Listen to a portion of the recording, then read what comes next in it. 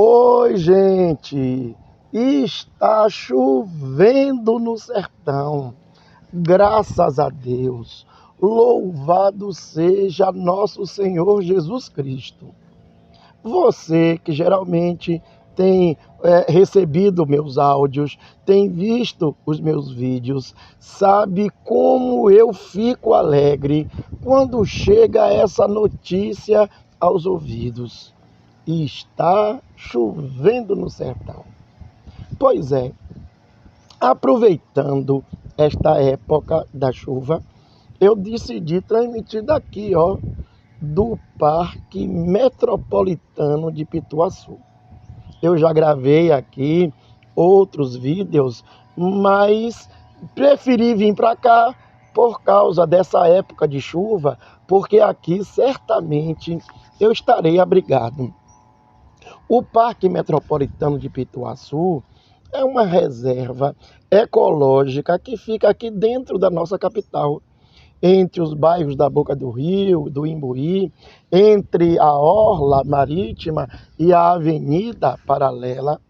Este parque abriga o próprio estádio de Pituaçu, o estádio de futebol, a Universidade Católica do Salvador, a UCSAL, e alguns condomínios de luxo.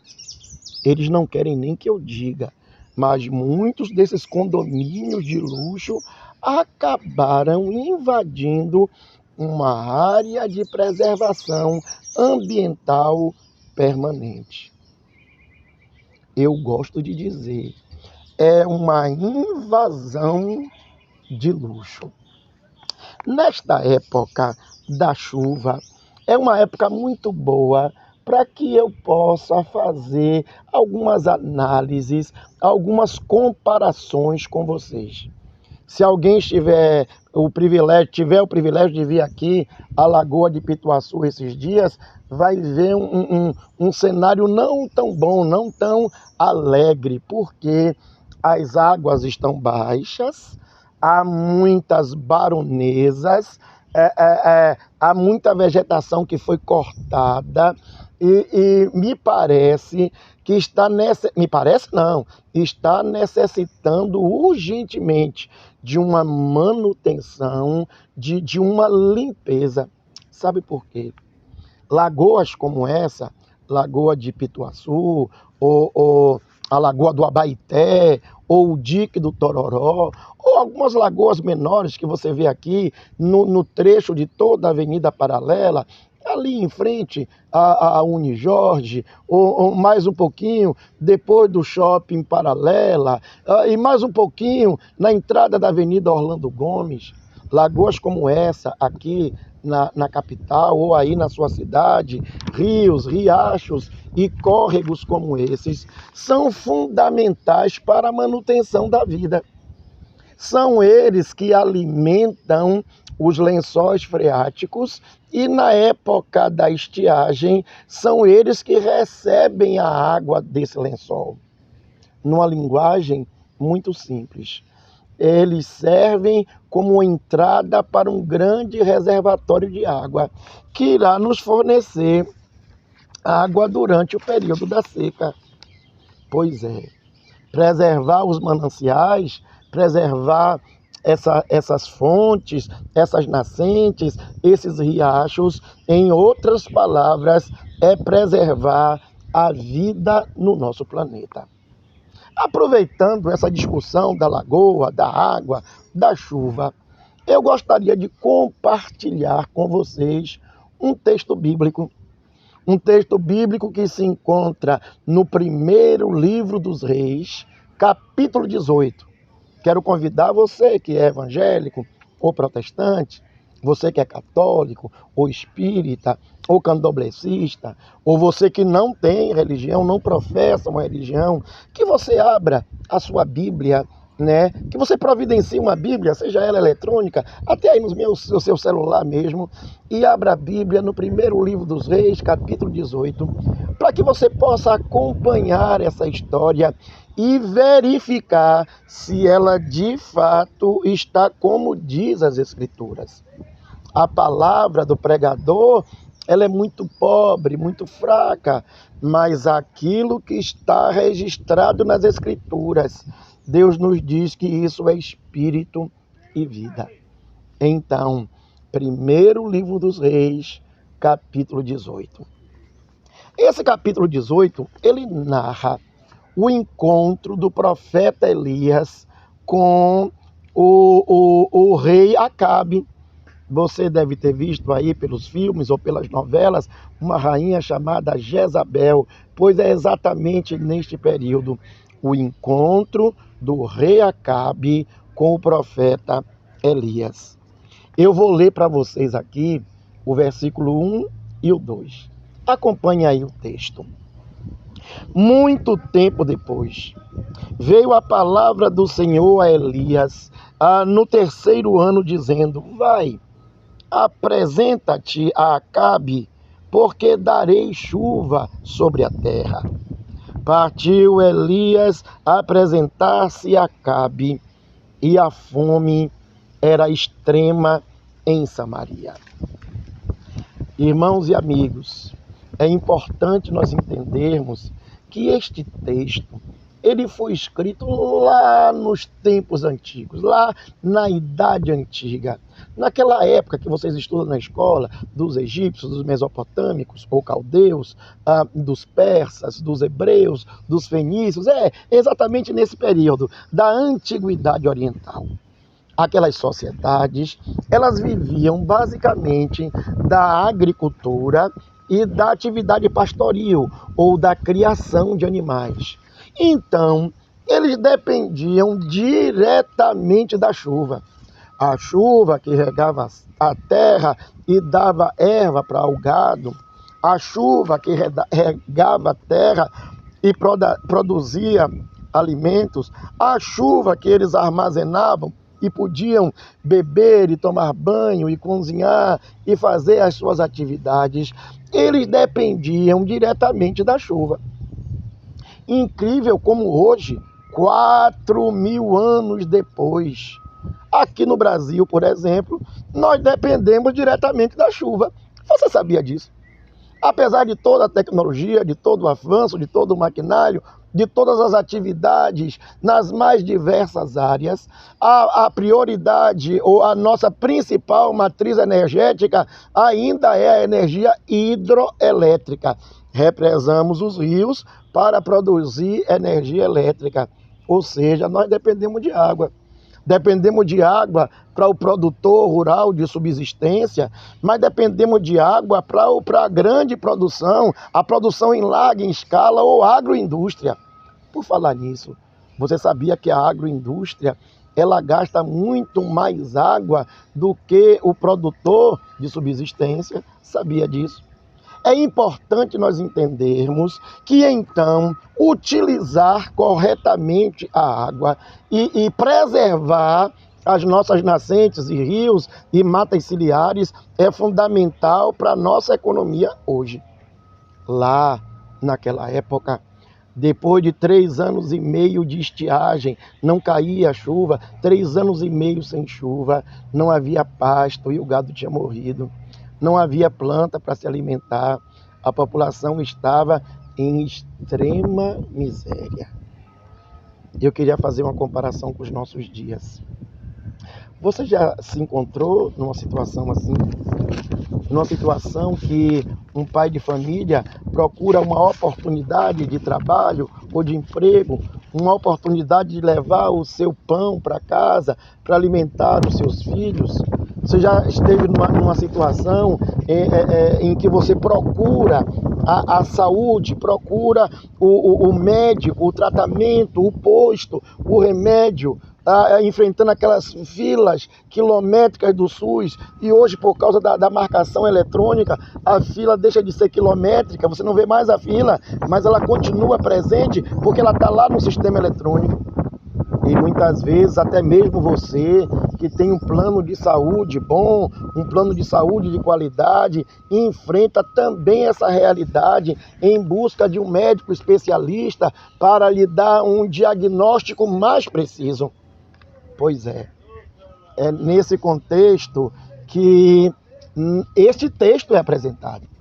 É neste contexto que esta situação está sendo trazida à tona. Pois é, o texto bíblico, ele continua. Quando você lê os versículos 3 e 4, vai aparecer aí um personagem que destoa daquele momento histórico e social. Vejam comigo, Acabe, o rei, chamou a Obadias, o mordomo. Obadias temia o Senhor, porque quando Jezabel exterminava os profetas do Senhor, Obadias tomou 100 profetas e de 50 em 50 os escondeu em uma cova e os sustentou com água e pão. Olha que coisa interessante. Obadias, um mordomo, alguém que estava bem naquela sociedade. Não era da família real, não pertencia à corte, mas morava no palácio, estava bem posicionado, estava bem alimentado, estava bem nutrido, ou seja, lógico, dentro das dificuldades todas daquela época. Porém, Obadias foi alguém que andou na contramão daquela história. Ele não se satisfez em estar satisfeito. Ele não se satisfez em estar protegido. Ele não se satisfez em estar guardado. Pelo contrário, ele serviu como um anjo, como um protetor, como um guardador de pessoas que não tinham o mesmo direito que eles tinham, que ele tinha.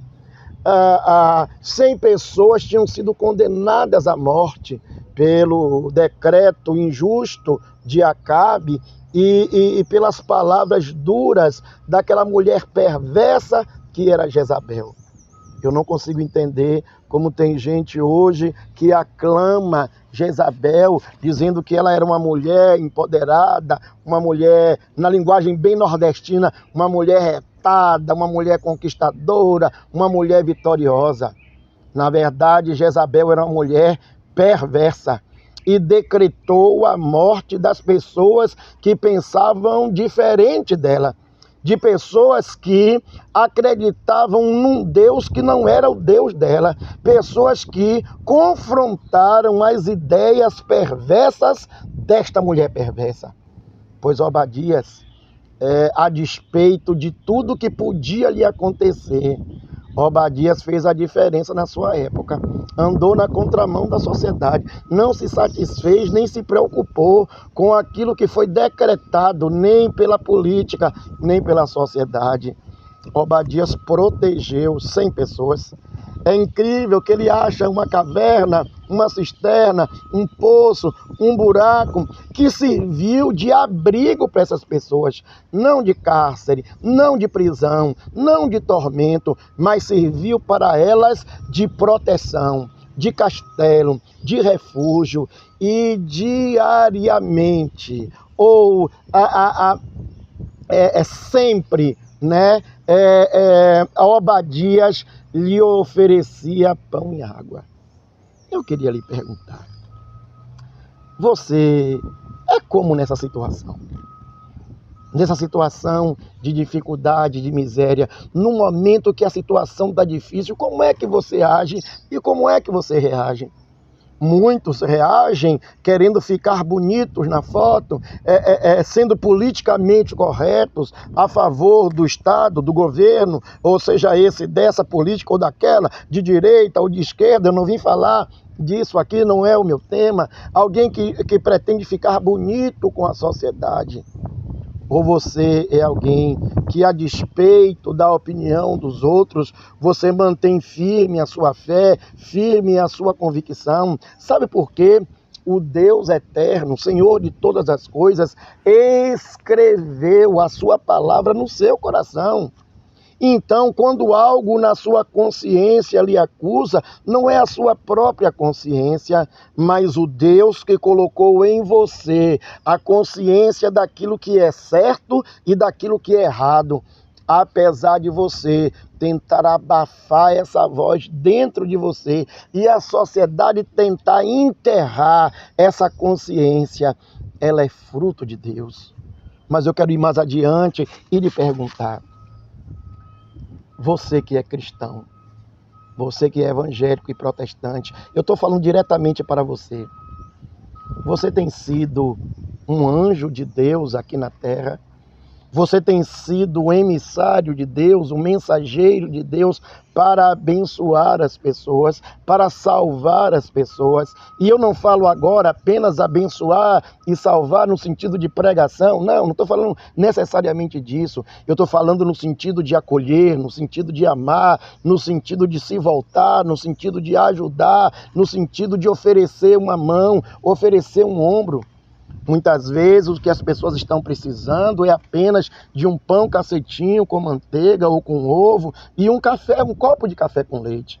Outros estão precisando apenas de um copo de água fria. Outros podem estar precisando de uma roupa, mas a grande maioria das pessoas não está precisando necessariamente de um bem material, mas de um acolhimento, uma ajuda, uma oração. Eu preciso lhe perguntar: você é um agente de Deus para abençoar as pessoas? Você tem sido um agente de Deus para, como Obadias, salvar 100 que estão condenados à morte? Adiantando o texto, o versículo 41 nos traz outras preciosidades. Na verdade, não é o 41, não, é o 31. Ele nos traz outras preciosidades que eu gostaria de compartilhar com vocês. Vejam aí, versículo 31 e 32.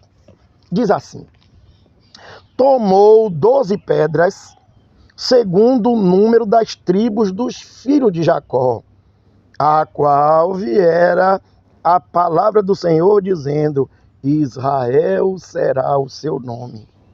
Com aquelas pedras edificou o altar em nome do Senhor. Edificou o altar. Eu tenho um primo carnal, né? Sobrinho de meu pai, né? Filho do meu tio Dedé, filho do meu tio Gedel.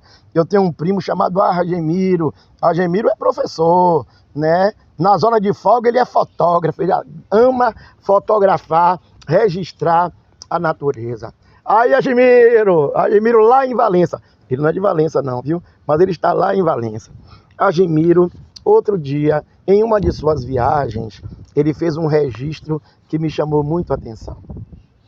Ele encontrou um rio e deste rio ele tirou algumas pedras e fez uma pilhagem, fez um montezinho de pedras, como se fosse uma escultura. E ao ver aquele registro, ao ver aquela foto, eu logo me pronunciei. Eu digo: Pio é a forma carinhosa que eu chamo. Pio, essa pilha me lembrou algo bíblico, algo do Antigo Testamento. Aquela pilha representava um altar. E você sabe o que é o altar nas histórias bíblicas. O altar é um símbolo, não é apenas um local. O altar é um símbolo de adoração, de louvor, de devoção, de serviço. O altar é um símbolo de alguém que está voltado para o céu, que levanta os seus olhos para os céus, que levanta as suas mãos para os céus, para louvar, adorar, bendizer, cultuar e servir ao Deus Todo-Poderoso, ao Deus vivo e verdadeiro. Incrível, gente, como há pessoas que tentam se aproximar de Deus, tentam conhecer a Deus, mas tentam se aproximar de Deus e conhecer a Deus simplesmente pelas suas benesses, pelas suas bênçãos materiais. Então entram na igreja, ou fazem uma oração, ou fazem uma prece, ou fazem uma promessa e estão pedindo um carro, uma casa, um emprego ou qualquer outra coisa do tipo. Ou seja, pessoas que estão buscando a Deus somente por causa dos bens que podem receber, mas esquecem que a primeira coisa, a coisa mais importante que nós temos e que nós podemos receber de Deus é o próprio Deus, a sua presença, a sua vida, a sua comunhão. Deus, desde o Antigo Testamento, havia dito isso inúmeras vezes e Jesus Cristo reitera essa palavra no Novo Testamento, nos Evangelhos. Você sabia disso? Jesus diz assim, quando fores orar, entra no teu quarto e fecha a porta. Não precisa de espetáculos, não. Não precisa de trimelique, não. Não precisa cair, nem desmaiar, nem ficar de perna para cima, nem ter tremedeira, nem fazer o espetáculo para que as pessoas possam ver, não. Entra no teu quarto, porque o teu pai te vê em secreto. E o teu pai te ouve em secreto. E teu pai te atende em secreto. No Antigo Testamento, Deus tinha dito através do profeta Jeremias, buscar-me-eis e me achareis quando me buscardes de todo o coração.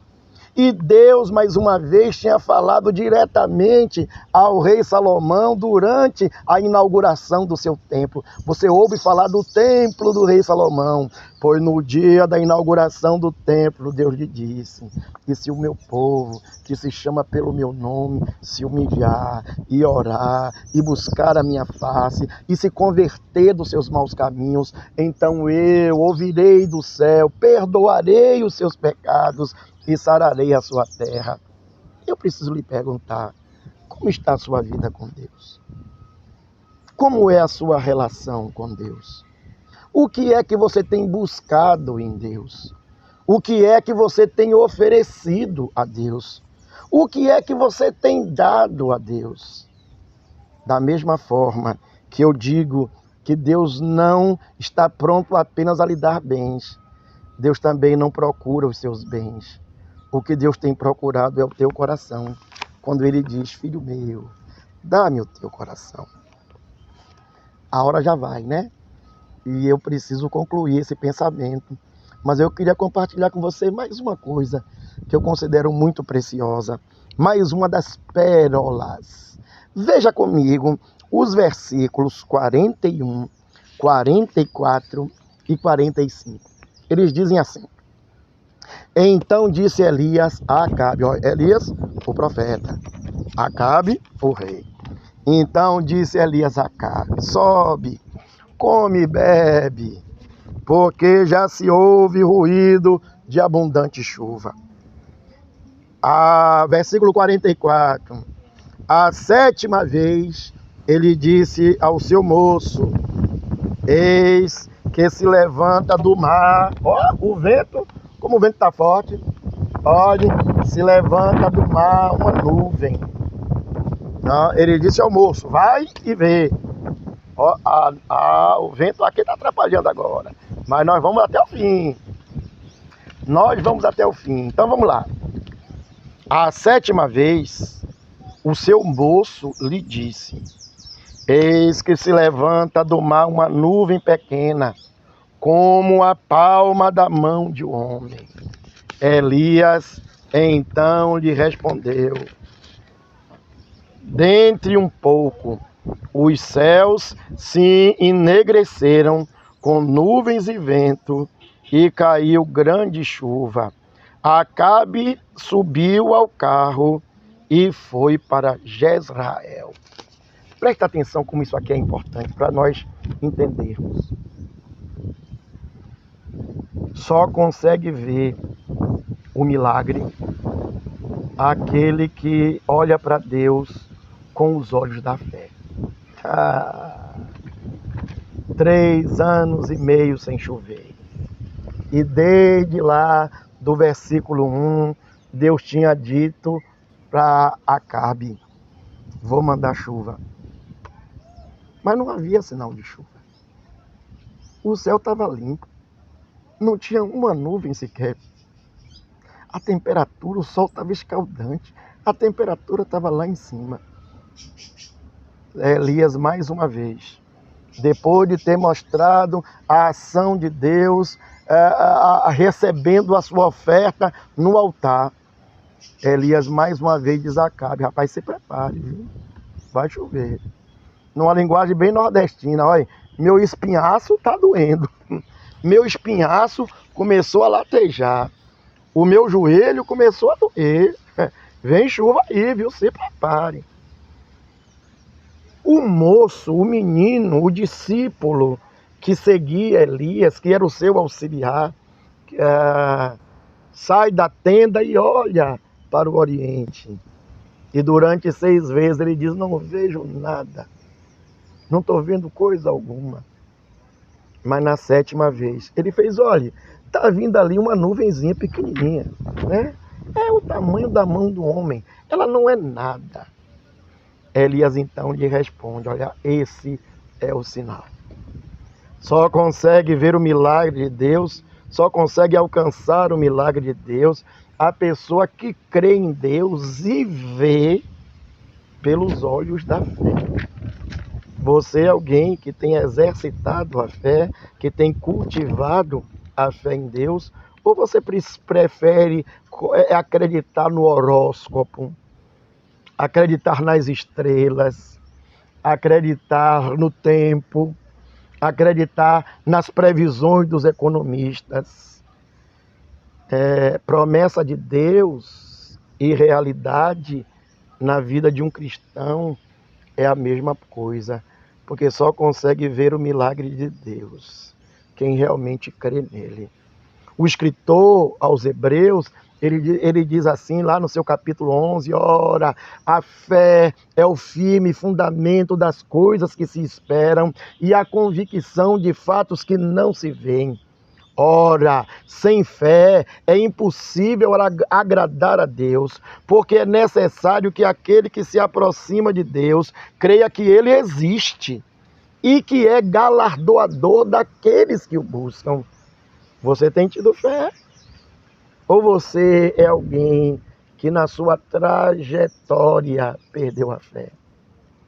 Quantas pessoas eu tenho encontrado por aí afora, amigos do meu tempo de infância, ou do meu tempo de adolescência, ou do meu tempo de juventude, que estavam conosco na igreja, cultuando a Deus, celebrando a Deus, cantando lá na frente, participando dos cultos, participando do encontro dos jovens, e nessa caminhada esqueceram daquilo que creram, perderam a maior parte da bênção, perderam Jesus, que está se revelando hoje, porque no meio da sua trajetória eles perderam a fé. Hoje é hora de você pedir a Deus fé, de você clamar a Deus por fé, porque a fé também é uma dádiva de Deus, é um presente de Deus, é uma graça de Deus. O apóstolo Paulo diz: olha, porque pela graça sois salvos por meio da fé, e isso, a graça e a fé, isso não vem de vós, é um dom de Deus, é uma dádiva de Deus, é um presente de Deus. Deus está querendo lhe dar esse presente, para não acontecer com você o que aconteceu no final do texto. Sabe o que aconteceu no final do texto? Acabe voltou para casa. Nada mudou.